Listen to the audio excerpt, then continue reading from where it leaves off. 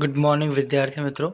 આજના આ વિડીયોની અંદર આપણે સમજવાના છે બેરોજગારી. ધોરણ 12 અર્થશાસ્ત્ર તેમજ અન્ય એક્ઝામોની અંદર પૂછવામાં આવતું ખૂબ જ ઇમ્પોર્ટન્ટ ટૉપિક એટલે બેરોજગારી. ચાલો આજે આપણે આ બેરોજગારીને સમજીએ કે આ બેરોજગારી કોને કહેવામાં આવે છે, બેરોજગારીનો અર્થ શું છે, બેરોજગારીની સમિતિઓ જે અવારનવાર જીપીએસસીની એક્ઝામોની અંદર તેમજ અન્યતા યોજનાઓની અંદર, અન્યતા પરીક્ષાઓની અંદર તેમજ ખાસ કરીને ધોરણ 12ની બોર્ડ્સની એક્ઝામમાં ઘણી વખત પૂછાઈ ચૂકી છે. આપણે વધારે કંઈ ન કહેતા આગળ વધીએ. આ ચેપ્ટર તમે કોર્નર પર જોઈ શકો છો વિદ્યાર્થી મિત્રો કેટલા માર્ક્સનું છે. તો આ ટોટલ તમારે 12 માર્ક્સનું ચેપ્ટર છે. 12 માર્ક્સનું ચેપ્ટર છે. હવે આ 12 માર્ક્સ સર કેવી રીતે આવે?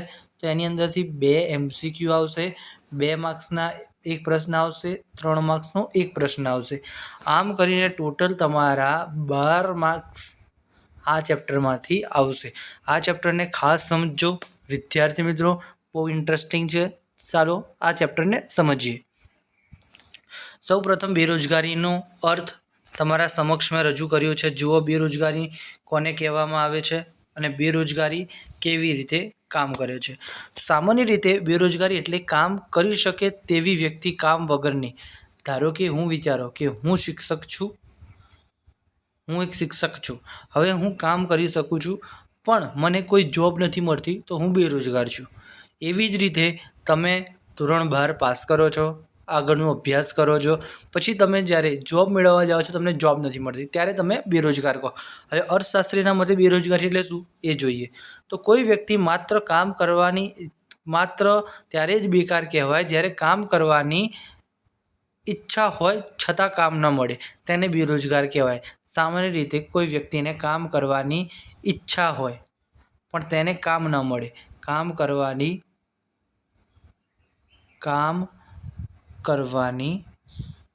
ઈચ્છા હોય પણ કામ ન મળે ત્યારે જ તેને બેરોજગાર કહે છે.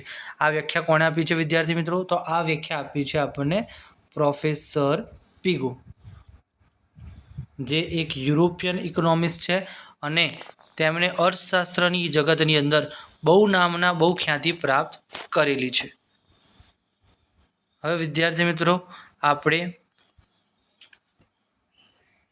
આગળ વધતા પહેલાં હું તમને વિદ્યાર્થી મિત્રો એક અગત્યની વસ્તુ જાણ કરવા માગું છું કે આપણે આવનારા બોર્ડ્સની અભ્યાસક્રમ વધારે ઝડપી મહેનત દ્વારા પોતાના રિઝલ્ટ સારું બનાવવા માટે આપણે મહેનત કરવી પડશે. મારા ભણાવી દેવાથી તમારું રિઝલ્ટ સારું નહીં થવાનું. જ્યાં સુધી તમે પોતે મેદાનમાં નથી ઉતરતા ત્યાં સુધી તમે નહીં કરી શકો. આગળ વધીએ. ટૂંકમાં બેરોજગાર વ્યક્તિ કોને કહેવાય? તો બેરોજગાર વ્યક્તિ એટલે જે કામ કરવાની ઈચ્છા ધરાવે, વર્તમાન સમયમાં કામ કરવાની ઈચ્છા, શક્તિ અને તૈયારી, કામ કરવાની ઈચ્છા, કામ ન મળે તો તેને શું કહેવાય? બેરોજગાર કહેવાય. પીગુની વ્યાખ્યા સરસ રીતે મેં ભણાવેલી છે. હવે આગળ વધીએ. તો આગળ સર શું ભણવાનું છે અમારે? તો આગળ જુઓ વિદ્યાર્થી મિત્રો, બેરોજગારીના પ્રકારો જે આપણી 2011-12ની રાજકુષ્ણ સમિતિનું નામ શું છે? સમિતિનું નામ છે રાજકુષ્ણ સમિતિ. કઈ સમિતિ મિત્રો? રાજકુષ્ણ સમિતિ. આ સમિતિ ક્યારે બનાવવામાં આવી હતી? તો 2011 અને 12 જ્યારે આપણું સેન્સસ ડેટા આવ્યું હતું ત્યારે જ બનાવવામાં આવી હતી. આગળ વધીએ. તો રાજકુષ્ણ સમિતિએ જ્યારે આ રચના કરી ત્યારે તે સમિતિએ અમુક માપદંડો પોતાના મગજ પર લીધા હતા, પોતે અભ્યાસ કર્યો હતો. કયા? તો એમના અભ્યાસના તમે જોશો તો એમને અભ્યાસની અંદર સમય, આવક, સમિતિ અને ઉત્પાદકતાને ધ્યાનમાં લીધું. સમય તો અઠવાડિયાની અંદર તમને ઓછામાં ઓછો 28 કલાક કામ કરવું જોઈએ અને વધુમાં વધુ 42 કલાક એક અઠવાડિયાની અંદર. વિદ્યાર્થી મિત્રો તમે કેટલા અઠવાડિયાની અંદર કેટલા કામ કરવા જોઈએ? તો 40 કલાકથી વધુ કામ કરતા હોય છે. એક વધારે નંબર છે. આપણા દિવસમાં એવા પણ તજજ્ઞો છે, ધારો કે ઇન્ફોસિસની વાત કરીએ તો ઇન્ફોસિસના સીઈઓ જે છે એ કહે છે કે અઠવાડિયાની અંદર ઓછામાં ઓછું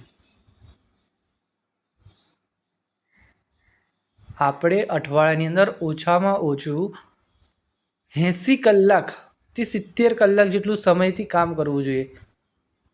ઇલોન મસ્કનું પણ એવું જ માનવું છે. પણ વિદ્યાર્થી મિત્રો, એટલું બધું કામ ન કરવું જોઈએ. આપણે પોતાના માટે, પોતાની ફેમિલી માટે, સ્વાસ્થ્ય માટે અમુક સમય આપણે અત્યંત જરૂરથી કાઢવું જોઈએ. ટૉપિક તરફ પાછા આવીએ તો આવક એટલે કોઈ વ્યક્તિ બચારું છે. હવે આ શિક્ષણની બાબતમાં બહુ મોટો પ્રશ્ન જોવા મળે છે કે મેં પહેલાં તો 12 પાસ કર્યું, પછી મેં કોઈ ગ્રેજ્યુએશનની ડિગ્રી લીધી, ધારો કે મેં BComની ડિગ્રી લીધી, પછી મેં BEd કર્યું, પછી હું કરું છું MCom, દેન પછી હું આગળ PhD કન્ટિન્યુ કરું છું. હવે આ જે શૈક્ષણિક ગાળો છે એ કદાચ મારે 15 વર્ષથી વધુ છે. કેટલા વર્ષથી વધુ? 15 વર્ષથી વધુ મેં અભ્યાસ કર્યો. અને જ્યારે હું કોઈ સ્કૂલ, શાળા અથવા યુનિવર્સિટીની અંદર જોબ લેવા જાઉં છું ત્યારે મને કહે છે કે 15,000 અમે તમને આપી શકીએ છીએ. વિદ્યાર્થી મિત્રો, 15 વર્ષ સુધી અભ્યાસ કરીને 15,000 આપણે કમાયા. આ છે આજના ભારતના શિક્ષણની હાલત. પણ એ પણ એક બેરોજગારી છે. સંમતિની અંદર કોઈ વ્યક્તિને લાયકાત પ્રમાણે કામ ના કરવું પડે. ધારો કે કોઈ CAને અકાઉન્ટન્ટનું કામ કરવું પડે. કોનું કામ કરવું પડે? અકાઉન્ટન્ટનું કામ કરવું પડે. એ પણ બેરોજગારી છે. ઉત્પાદકતા, હવે કોઈ વ્યક્તિ 2 થી 3 કલાક કામ કરવાની, 2-3 કલાકની અંદર 100 પ્રોડક્શન યુનિટ બનાવી શકે છે, પરંતુ એ 2-3 કલાકની અંદર ફક્ત 10 પ્રોડક્શન બનાવે છે. તેનું કારણ શું છે? તેનું કારણ છે બેરોજગારી.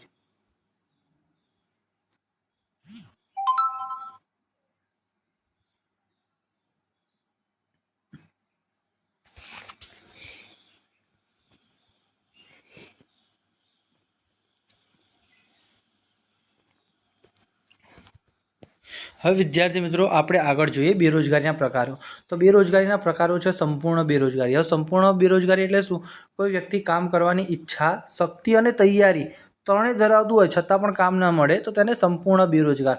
કામ કરવાની ઈચ્છા, શક્તિ તેમજ તૈયારી ધરાવતું હોય છતાં પણ તેને કામ ન મળે ત્યારે તેને બેરોજગાર કહેવામાં આવે છે. સમજાયું? પછી છે અર્ધ બેરોજગાર. કોઈ બેચારું પોતાની શક્તિ અથવા સમયથી ઓછું કામ કરે તો તેને અર્ધ બેરોજગાર કહેવાય. પ્રચ્છન્ન બેરોજગાર. આ પ્રચ્છન્ન બેરોજગારી ખૂબ જ કન્ફ્યુઝિંગ તથા સમજ ન આવનારી છે. ફોર એક્ઝામ્પલ હું તમને સમજાવું છું. દિવાળી ગઈ, દિવાળીના ઉદાહરણથી કરીએ તો એક ફટાકડા બનાવતી કંપનીની અંદર 100 કામદારો ભેગા થઈને 1000 ફટાકડા દિવસના બનાવે છે. 100 કામદારો ભેગા થઈ 1000 ફટાકડા બનાવે છે. પરંતુ આ કામદારોની સંખ્યા ઓછી કરી નાખવી, 50 જ કરી નાખી, 50% કામદારો રિમૂવ કરી નાખ્યા, તો એ ફટાકડાનું પ્રોડક્શન, ફટાકડાની જે ઉત્પાદકતા હતી એ 1000ની 1000 જ છે. હવે આ શું રીઝન થયું એનું? તો આનું સૌથી મોટું રીઝન થયું બેરોજગારી. પણ કેવી બેરોજગારી? તો આ બેરોજગારી છે પ્રચ્છન્ન બેરોજગારીની અંદર વ્યક્તિ એ કામ કરતો દેખાય છે, પરંતુ તે અસલમાં કામની એક્ટિંગ કરી રહ્યો છે, તે કામ કરી રહ્યો નથી.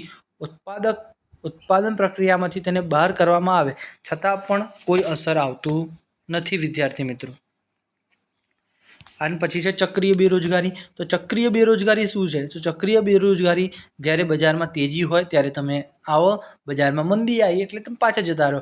આમ એટલે બેરોજગારી ખૂબ મોટી સમસ્યા છે ભારત દેશની. આગળ વધીએ ઘર્ષણજન્ય. ઘર્ષણજન્ય બેરોજગારી એટલે શું? તો ઘર્ષણજન્ય બેરોજગારી હું તમને સમજાવું છું. પહેલાંના સમયની અંદર એક જોબ બહુ કોમન હતી, ટાઈપિસ્ટની જોબ. કઈ જોબ વિદ્યાર્થી મિત્રો? ટાઈપિસ્ટની જોબ. હવે એ જોબનું નિખંદન થઈ ગયું. સર, નિખંદન કેમનું થઈ ગયું? તો એ જોબનું નિખંદન થઈ ગયું એના કારણસર કે કોઈ વ્યક્તિ જે કામ કરવાની ઈચ્છા શક્તિ ધરાવતી હતી એ વ્યક્તિને હવે એ પ્રકારનું કામ મળવાનું નથી. એની પોતાની કામ કરવાની જે શક્તિ હતી એ શક્તિ ઓછી થઈ ગઈ. તો એ પણ એક કારણ તો એનું જ છે જ વિદ્યાર્થી મિત્રો. આગળ છે બેરોજગારી ઉદ્ભવવાના કારણો. વિદ્યાર્થી મિત્રો, આશા રાખું છું તમને ખબર પડી હશે. ના ખબર પડે પાછળ જઈને તમે જોઈ શકો છો. બેરોજગારી અને તેના ઉદ્ભવના કારણો. તો બેરોજગારી ઉદ્ભવવાના મુખ્યત્વે કારણો જુઓ તો સૌથી પહેલાં વસ્તીની વૃદ્ધિ. ભારત દેશની અંદર કેટલી વસ્તી છે? તો ભારત દેશની વસ્તી હું તમને સમજાવું છું. તો 1951ની અંદર ભારતની વસ્તી હતી 36 કરોડ. 2001ની અંદર જે વસ્તી વધીને થઈ ગઈ 2001ની અંદર એ વસ્તી થઈ વિદ્યાર્થી મિત્રો 101 કરોડ. 2011ની અંદર એ વસ્તી થઈ ગઈ 121 કરોડ. આ વસ્તીનો બહુ વધુ વધારો થયો. ભારતમાં વસ્તી વિસ્ફોટ છે. થોડા ટાઈમ પહેલાં જ અખબારની અંદર એક સામયિકમાં પત્રક આવ્યું હતું કે ભારત દેશની બેરોજગારીની સમસ્યા હલ કરવા માટે શું કરવું જોઈએ? તો ભારતની અંદર જે બેરોજગારીની સમસ્યા છે એને આપવા માટે આપણે દિવસની 11,000 નવી નોકરીઓ આપવી પડે. શું વિદ્યાર્થી મિત્રો પોસિબલ છે કે આપણે દિવસની 11,000 નોકરી આપી શકીએ? ત્યારે આપણે 21 વર્ષ પછી બેરોજગારીનો નાશ કરી શકીશું. બીજું છે રોજગારીની તકોમાં ધીમો વધારો. આપણા દેશમાં જે રોજગારી છે એ ઓછી જ છે ને. પછી જે મૂડીરોકાણના દર નીચો. આપણા દેશની અંદર કોઈ પૈસા રોકતું નથી.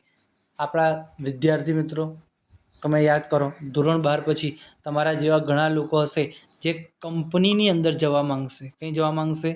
કંપનીની અંદર. કઈ કંપની? તો સર ફ્લિપકાર્ટ, કોકા કોલા એવી કંપનીની અંદર કામ કરીશું. તો એ બધી કંપની કોની છે? એ બધી કંપની વિદેશની છે. ભારત પાસે તેવી કોઈ કંપની નથી જે આટલા બધા લોકોને રોજગાર આપી શકે. પછી છે શિક્ષણનો અભાવ. અભણ લોકો સિમ્પલ. પછી સરકાર, તો હવે સરકાર પાસે જ છે. સરકાર જો સારી નીતિ અપનાવે તો આપણા દેશની અંદર સારું એવું કામ થઈ શકે. પછી છે ખેતીશીલ અલ્પ વિકાસ. એટલે ભારતની અંદર ખેતીનો અલ્પ વિકાસ થયેલું છે. વિદ્યાર્થી મિત્રો ભારત એ ખેતી પ્રધાન દેશ છે પણ ખેતી બરાબર થતી નથી. શ્રમની ઓછી ગતિશીલતા. ભારત દેશની અંદર શ્રમની ગતિશીલતા કેવી છે? ઓછી છે. પછી માળખાકીય સુવિધા. ભારતની અંદર માળખાકીય સુવિધાઓ ખૂબ નિમ્ન અવસ્થામાં છે. આશા રાખું છું વિદ્યાર્થી મિત્રો તમને મેં જે ભણાવ્યું એની અંદર ખબર પડી હશે. તમે વિડીયો જોઈ તેના બદલ થેન્ક યુ. હવે આપણે મળીએ છીએ આવા જ બીજા પાર્ટની અંદર. આવા બીજા પાર્ટ જો તમે જોવા માંગતા હોય ધોરણ સ્ટાન્ડર્ડ 12th ઇકોનોમિક્સની અંદર તો તમે મારી યુટ્યુબ ચેનલને અવશ્ય સબસ્ક્રાઈબ કરો, લાઈક કરો અને તમારા આસપાસ તમારા ફ્રેન્ડ્સ સાથે શેર કરો તેવી આશા રાખું છું. આજના વિડીયો તમને બહુ યુઝફુલ રહ્યો હશે, બહુ થોટફુલ થયો હશે. આ ચેપ્ટરમાંથી ટોટલ 12 માર્ક્સના પ્રશ્નો પૂછાશે જેમાંથી હું તમને આ જ વિડીયોની અંદર 7 થી 8 માર્ક્સના વસ્તુઓ સમજાવી ચૂક્યો છું. જો તમે શાંતિથી સમજ્યા છો તો તમારા એક્ઝામમાં બહુ કામ લાગશે. ત્યાં સુધી થેન્ક યુ. આભાર. જય હિન્દ.